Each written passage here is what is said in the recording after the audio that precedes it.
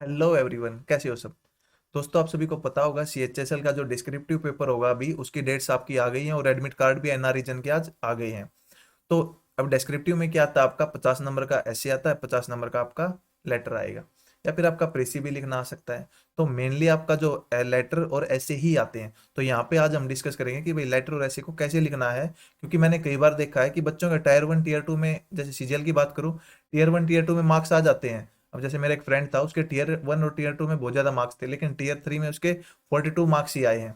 और उसी के टीयर 3 में इससे पहले सीजीएल में 70 मार्क्स आए थे। तो ये थोड़ा मतलब अनप्रिडिक्टेबल है कि भाई आप कैसे मार्क्स आएंगे, लेकिन आप अपनी तरफ से ट्राई कीजिएगा कि आप बेस्ट लिखो। तो उसके लिए जो लेटर और आपका जो ऐसे है, वो आपको कैसे लिखना है, मैंने इस पे कुछ रिसर्च किए हैं।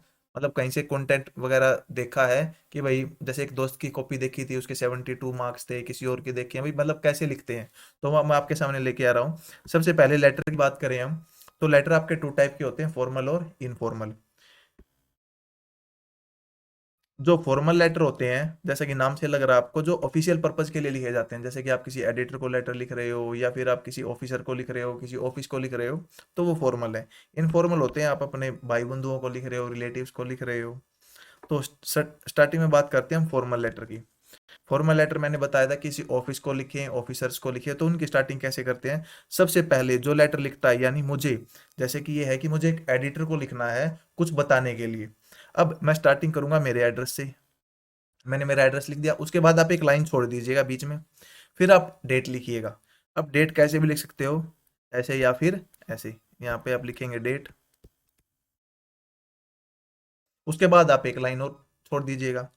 फिर आप रिसीवर एड्रेस, भाई आप एड्रेस किसको लिख रहे हो, जैसे मैं द एडिटर को लिख रहा हूँ, द टाइम्स ऑफ इंडिया के, उनका एड्रेस लिख दीजिएगा। फिर आप एक लाइन और छोड़ दीजिएगा।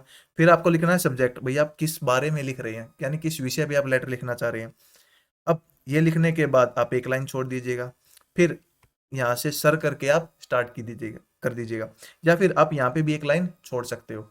छोड़ के आप फिर आपका बॉडी ऑफ लेटर आप स्टार्ट कर सकते हो कि आप किसके बारे में लिखना चाह रहे हो। तो जो बॉडी ऑफ लेटर है, उसमें आपको क्या लिखना है कि सबसे पहले, जैसे मैं टाइम्स ऑफ इंडिया को लिखना चाह रहा हूँ, तो किस रिगार्डिंग आप लेटर लिखना चाह रहे हो, वो स्टार्टिंग में बताइए कि भाई मैं इसके बारे में लेटर लिखना चाह रहा हूँ। फिर आपका जो पर्पज है, फिर डिटेल पर्पज, भाई मैं उसमें थोड़ा डिटेलिंग में लिखिएगा। फिर आपको कंक्लूड करना है कि आपने लेटर लिखा था, तो आप इससे क्या चाहते हैं और आप क्या एक्सपेक्ट करते हो कि सामने वाला ऐसा करे। फिर यूर सिंसियरली करके आप अपना नाम लिख दीजिएगा। जैसा कि मैंने आप एक लेटर आपको मैं बता रहा हूँ, भाई आपको लेटर लिखना है, editor about the article on ban poly bag published in latest edition. यानी इंडिया टुडे जो आपका न्यूज़पेपर है, उसमें बैन पोली बैग्स का कोई एक लेटेस्ट एडिशन में आर्टिकल छपा था, तो आप उसके रिगार्डिंग आप लेटर लिख रहे हो एडिटर को। देखो, सबसे पहले मैंने बताया था राइटर एड्रेस, ये आपका एड्रेस आएगा। फिर आपको एक लाइन छोड़ देनी है। फिर आपको यहाँ डेट लिखनी है। फिर आपको जो रिसीवर एड्रेस है, यानी जिनको आप लिख रहे हो, उनका एड्रेस लिखना है। फिर आपको एक लाइन छोड़ देनी है। फिर आपको सब्जेक्ट लिखना है। फिर आपको एक लाइन छोड़ देनी है, फिर सर कह के। अब आप सर के बाद चाहे तो लाइन छोड़ सकते हैं, या फिर नहीं भी छोड़ो। अब इसके बाद आपको स्टार्ट करना है यहाँ से। अब इसमें आपको, जैसे I totally agree with the view published in the article, भाई मैं इसके एग्री कर रहा हूँ। अब आपने जो बताया वो सही था, क्या क्या हम इसमें और कर सकते हैं, तो इस टाइप से आपको लिखना है। और जब भी आपको लगे कि जैसे कोई नया पॉइंट आप ऐड करना चाह रहे हैं, तो आप पैरा छोड़ सकते हो। जैसे यहाँ पे था एक, तो आप नेक्स्ट पैरा से स्टार्ट कीजिएगा। भाई मैं ये चाहता हूँ लास्ट में ये हो जाए, तो आप इसमें ऐसे। अब लास्ट में आप चाहे तो यहाँ पे एक लाइन छोड़ सकते हैं, या फिर नहीं भी छोड़ सकते हैं, कोई फर्क नहीं पड़ेगा। यूर ट्रूली और XYZ। कहीं भी देखो, लेटर वगैरह में कहीं भी आपको अपना नाम नहीं गिवन लिखना है। जो आपको एग्जाम में गिवन है, सिर्फ उतना ही लिखना है। नेक्स्ट है इनफॉर्मल लेटर। इनफॉर्मल लेटर आप अपने किसी रिलेटिव को लिखते हो, दोस्त को, भाई को, बहन को, इनको लिखते हैं। तो सबसे पहले आपको अपना एड्रेस लिखना है, यानी जो लेटर लिख रहा है, यदि आपको अपने छोटे भाई को लेटर लिखना है, तो आप अपना एड्रेस लिखेंगे। फिर आप एक लाइन छोड़ के फिर आपको डेट लिखनी है। फिर एक लाइन छोड़ देना है। फिर आपका डियर, जो भी नेम है XYZ ये। फिर एक लाइन छोड़ भी सकते हो और नहीं भी छोड़ सकते हो, यहाँ से भी स्टार्ट कर सकते हो। अब आपको एक दो लाइन जैसे लेटर की जो, देखो आप नेट पे जाना, PDF वगैरह 10-12 लेटर आप पढ़ना हो आपसे, तो आपको आइडिया आ जाएगा कि स्टार्टिंग आपको फॉर्मल की एक लाइन से, सेंटेंस से कैसे करनी है, और इनफॉर्मल की थोड़ी कैसे करनी है। जैसे ये इनफॉर्मल है, I hope this letter finds you in good health. मैं आशा करता हूँ कि आप स्वस्थ होंगे।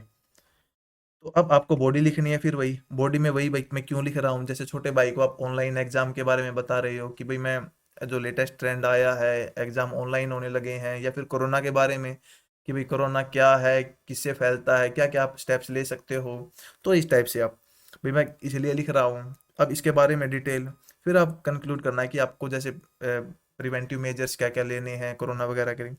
फिर बात आपको कंक्लूड करना है यूर लविंगली PQR। और आखिरी में आप इसमें ऐसे भी लिख सकते हो भाई आपके जो माता पिता है उनको भी प्यार देना, छोटे भाई को प्यार देना, इस टाइप से। जैसे कि ये फॉर्मेट है, भैया आप एक स्टूडेंट हो और आपने एक हॉस्टल ज्वाइन किया है, तो अपनी मदर को बताओ कि आपका नया स्कूल और नया हॉस्टल कैसा है। सबसे पहले आपको अपना एड्रेस लिखना है, फिर आपको एक लाइन छोड़नी है, फिर आपको डेट लिखनी है, फिर डियर मदर। अब इसके बाद एक लाइन छोड़ भी सकते हो, नहीं भी छोड़ सकते, कोई फर्क नहीं पड़ेगा। भाई मैं यहाँ पे सही हूँ, मैं एंजॉय कर रहा हूँ मेरी लाइफ को, तो यहाँ पे आप अपने पॉइंट रख सकते हो।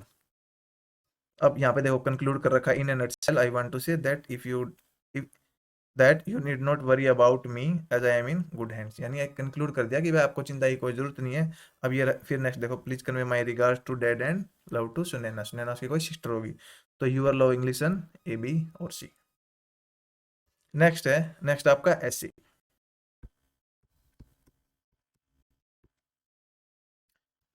देखो ऐसे में आपको स्टार्ट करना है, यदि आपको कोई कोट पता है किसी फेमस पर्सनैलिटी, जैसे गांधी जी ने कुछ कहा था, नेहरू जी ने कुछ कहा था, या फिर किन्हीं ने कुछ उस जो आपका टॉपिक है, जैसे एजुकेशन है, एजुकेशन के बारे में गांधी जी ने क्या कहा था, या फिर किसी और जो फेमस पर्सनैलिटी है उन्होंने क्या कहा था, तो आपको वहां से स्टार्ट करना है। आप स्टार्ट कर दोगे, फिर आपको लेटर का ये इंट्रोडक्शन हो गया, फिर बॉडी होगी।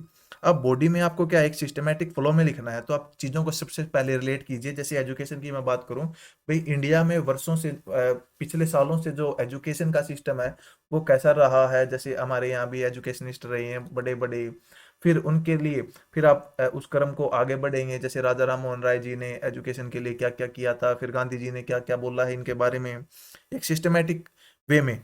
उसके बाद आप आगे बढ़ोगे कि भाई आज के टाइम में क्या हो रहा है, गवर्नमेंट क्या क्या पॉलिसी लेके आ रही है, उन पॉलिसी में आपको क्या क्या मतलब पॉजिटिव पॉइंट, उनके नेगेटिव पॉइंट, तो वो सब आप यहाँ पे लिख लोगे। भाई गवर्नमेंट क्या एक्शन ले रही है, स्कीम्स कोई गवर्नमेंट लेके आ रही है तो उसके पॉजिटिव नेगेटिव पॉइंट, फिर ये सब डिटेल्स करके आप उनको कंक्लूड करोगे।